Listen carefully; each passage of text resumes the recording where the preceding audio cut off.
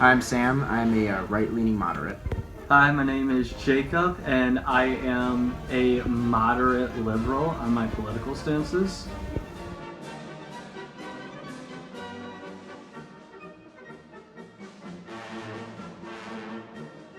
Four. I'm No problem. Really? I have no. I mean, I don't think religion should have any say in marriage or. I agree with that. I mean, because exactly like Sam said, it's really doesn't come down to any religion. It's mostly about like how a person feels emotionally towards each other, and no matter if it's like between a guy or a girl, it's just love, I guess. Yes or no? God no. I mean, honestly, I don't think so either, just because then it's going to increase everything else, and you're just kind of like what I heard about today. People are going to start losing jobs because companies can't afford to pay everyone $15 an hour. Gotcha. Yeah, I have a few reasons for that. So first of all, go inside of a McDonald's and Jesus, and ask yourself if those people deserve $15 an hour. You know, the same rate that teachers get paid or electricians, people that go to school. Number one, and number two, that first of all, like my father owns a small business, and if you were to have to pay his employees a minimum of $15 an hour, it would totally destroy him. Okay. And I really like him. And it probably destroyed his reputation too, just because he's going to have to fire people. Yeah, because like he'd have to cut down if he has to pay those people that money. Because despite what people think, CEOs are not these giant evil like freaking heads of corporations that just take advantage of all their employees, actually take care of them, actually care about them, and employing more of them is more beneficial to the economy. There's no single thing. Okay, I can't do it. You know, a lot of the arguments I'm hearing is, oh, if we let all these, people from these Islamic countries in, one of them's bound to be a terrorist. But I mean, there's been numbers that show that's so unlikely. It's and very so, unlikely. I mean, and if we're talking about, if we're just focusing on here at home, how many actual terrorist attacks, besides the one in San Bernardino, 9/11, 2,700 people. in the last horrific terrorist attack in the history of. Okay, so two. Two. Okay. So far, you're naming two. Tennessee, the guy that went and shot up the Army Recruitment Center. There was Boston bombings.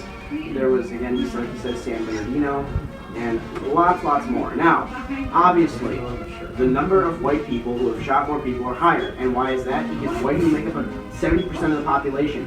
Muslims make up 0.8% of the population. And they commit way more acts of terror per capita. Okay. I just still think it's wrong. Okay, here's because you're denying people who are fleeing from countries that are in war. Their homes are being torn apart. Yes, they're being bombed. and that is awful. And they don't even want it. What about this idea? Where are they going to go? Women and children only. Do you like that idea?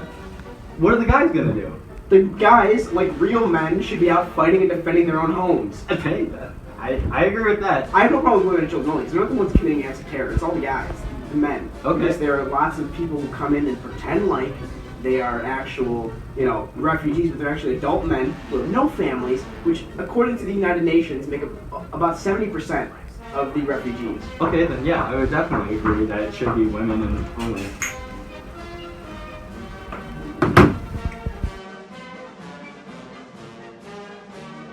So, say you find out that someone's an illegal immigrant. What would you do then? Well, I wouldn't be like, hey, Border Patrol, I found some illegal Mexicans, let's kick them out. No, of course not. That's evil and unethical. But at the same time, we have laws and we have to enforce them. So, what I would do, I guess, as far as illegal immigrants goes, is I think as far as like our rules go, we should do something where if we come across illegal immigrants, we should do something in our power to make them Americans. Put them to work. Just do everything. Watch out. Say if my best friend was an illegal immigrant, I wouldn't say shit.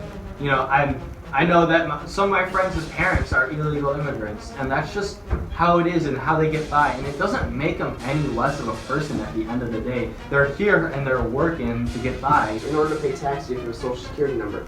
In order to have a social security number, you have to be a U.S. citizen. What if you're not a U.S. citizen? You don't have a social security number. Where are your taxes? Then you don't get hired.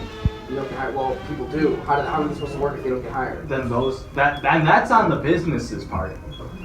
That's a business problem, and that's their problem. I don't think that's, I think that's what we need to focus on. I think we need to start attacking the businesses, because if all businesses have a regulation saying if they don't have a social security number, you can't hire them, then what are the illegal immigrants going to do? They're going to have to go through the process to get that social security number and become an American.